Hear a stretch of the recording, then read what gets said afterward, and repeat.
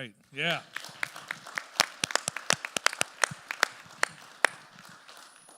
So that was our teen camp, and we just, they came back. They were back last Sunday. Well done. Well done. What I love about that is we have blamed Evan here so much that we have families here that their kids, stuff will go wrong at home, and they're like, Evan. And so he gets blamed all over. So anyways, that was teen camp. We just want to say thank you so much, guys. So many of you gave generously to be able to have our teens go, and you got to see some of the fun they had, some of the excitement. You guys got to see Pastor Ashley's husband, Matt, went on the trip. He was the one with the midriff. And just for the record, he was like that before the sabbatical began. All right? So you guys are like, oh, we can't let people go on sabbaticals if that's what happens. No. That's just how Matt is. So, but we're excited that they got to do that trip. Wanted to show you guys little highlights of that and say thanks for helping to get them to go. Today I'm excited because I get to introduce somebody to you who's going to be sharing and speaking with you guys today. And he is a friend of mine who I met several years ago when I first started out in ministry as a youth pastor in Wisconsin. He was one of the senior pastors in Wisconsin, but he was like the cool young senior pastor, and he would hang out with us young guys. Like he knew someone who owned a hotel, and he would bring us to that hotel, and we'd get to like go play in the pool. But like it wasn't just like any kind of a pool because this is Wisconsin, so he was in the Dells area. So like we got to like play like tackle basketball against each other and go down slide. I mean it was we were like grown men acting like children, and it was awesome. And so he poured into us and invested into us, and I still remember that and appreciate him doing that. Much of who I am is because some of those small group times that we had together.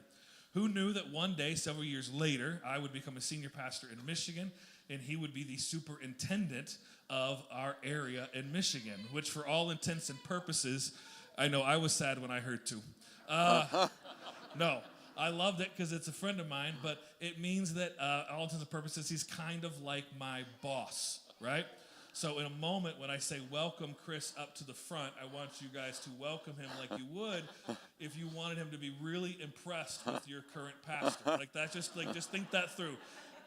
My boss, and then how welcome is he gonna feel? But what I love about Chris that I want to tell you is that he's really actually not just a boss. What he really is he's a friend. He's a servant. He loves to serve our church. He loves to serve me as a pastor. He loves to do everything he can to help us be better at reaching people for Jesus. And that really is his heartbeat and who he is. So would you guys do me a favor and help me welcome Chris Conrad to the stage? I love you too. Yeah, you could tell when he's talking about we were young and playing football in a pool that was a long time ago. Because I don't look young anymore, okay? Hey, it is so great to be with you guys. I love coming to Faith Church. It's so awesome to be back again. And I just want to do a couple of things here. First of all, if you happen to serve in any capacity here at Faith Church, maybe you serve sometimes in the children's ministry, maybe in the youth ministry, maybe on the worship team, maybe as a greeting team, in any capacity here around Faith Church, would you do me a favor? I know I didn't give you a heads up, but you can handle it. If you serve in any capacity, would you mind standing for just a second? You serve in any capacity around this place. Okay, can we just thank those folks right now that serve us? You guys rock. Thank you. Thank you, seriously. Thank you for that. And number two, I just want to say also, can we just say thank you? You do have an amazing staff. I had no idea that I could blame everything in my life on Evan Bibb. I had no idea. That's awesome. And when I go home today, I'm going to say to my wife, Mary, it's not my fault, it's Evan's fault. It just is. But can we just thank God for Kurt and Nate and Evan and Ashley and Courtney and Amy? Can we just say thank you for them for serving us week in and week out? Now, as I get started on my 3.5-hour message this morning, I just want to share a couple of things with you. I want you to know that you're actually making a tremendous difference. So Pastor Kirk just did a great job of kind of highlighting the fact that you give here on a regular basis, and some of that money went to help with camp. And I celebrate that. I really, really do. Your daughter, by the way, my gosh, what an amazing young lady she is. I'm just thinking she's going to grow up and be a preacher or something. I was over here praying for her, man, she's going to put all of us to shame someday. And I'm going to be able to say that I knew her when she was a little girl. That's what I'm going to be able to say. But anyways, you're making a tremendous difference, obviously through youth camp, but I also want to say you're not only making a difference here in Lansing, but you're also making a difference in states that you probably didn't even realize. And I just want to brag on you and just say thank you, because if you happen to give regularly here at Faith Church, some of that money comes to us, this thing that we call the Great Lakes region. And I'm blessed to serve 180 churches in a 3-state area, Wisconsin, Michigan, and Illinois. And as a result of that, we start churches where there are not enough churches. And one of the places that we started a church not too terribly long, about 17 months ago now, was in a place called McWanago, which is halfway between Milwaukee and Madison. And I just want to say thank you for your help. I'm going to show you a picture of that church in just a second. But some of you, and I don't mean this bad, but some of you are actually prayer warriors. And I think, there we go. And I just want to say, if you happen to be a prayer warrior and you love praying, I'm actually going to leave this slide up for like 60 seconds. I'm just going to ask you to take a picture of it. Take a picture of that QR code. We're not going to spam you a lot. We're not going to do that kind of thing. But about once or twice a month, you're just going to get a message from us saying, hey, would you pray for this brand new church or that brand new church? Just because we are committed to starting churches where there aren't enough churches. And again, I'll tell you the impact that that's having. In just a second. Some of you, not only this beautiful daughter of yours, but some of you are actually called to ministry. This gal right here, her name happens to be Aisha. Obviously, she's not 20 years old, but called into ministry as an adult. And God's doing some amazing things in the marketplace through Aisha right now.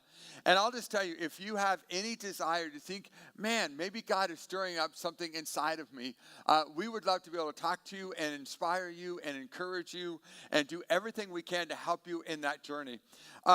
Last thing, and I just have to tell you, I've been asked to put this in. This feels like such a weird plug, but this is called the Spirit Anointed Leadership Podcast that we do every week, and it's basically for people who belong to churches within the GLR, for pastors and lay people. So if you're bored or have insomnia, we recommend that you go to the SAL podcast, and we'll do our best to invigorate you or put you to sleep, one of the two.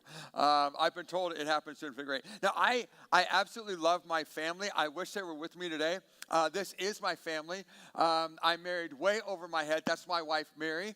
In a few months, we will be married 35 years. True story, we met in the 5th grade in Sunday school. That's a true story. We dated around a little bit in the 6th grade, got back in the 7th grade, got married. And no, that's really not true. We got married when we were both 24. But anyways, this is my daughter, Natalia Joy. Natalia looks like she's 12. She's actually 21. So guys, stay away. And just completed her first year of college after doing a year with YWAM. And on Mary's arm is my daughter, Julia, who's just turned 20, and loves all things horses and dogs, but not little horses like draft horses. So we make a trip to Lansing every year, because you guys probably don't even know, but at the University of Michigan. Boy, that's a mistake. Sorry. I know, kick him out. Yeah, exactly. At the beautiful Spartan Arena, you have a draft horse show that we come to every year. And so anyways, that's my family. So anyway, a portion of what you give here goes to help us start churches. And again, this is this church in McWanago, Wisconsin, that we started on January 28th, 2024. And on their launch Sunday, they had 710 people. 710 people. It's the largest draft horse. The thing is that this church here is getting ready to launch another church already. And so they're ready. And so they're multiplying already. And again, that's not possible unless you give. Multiplying already. And again, that's not possible unless you give. Quickly, I'm just going to, so this is a church called, they're about 8.5 years old now. This is their launch Sunday. The Sunday before their launch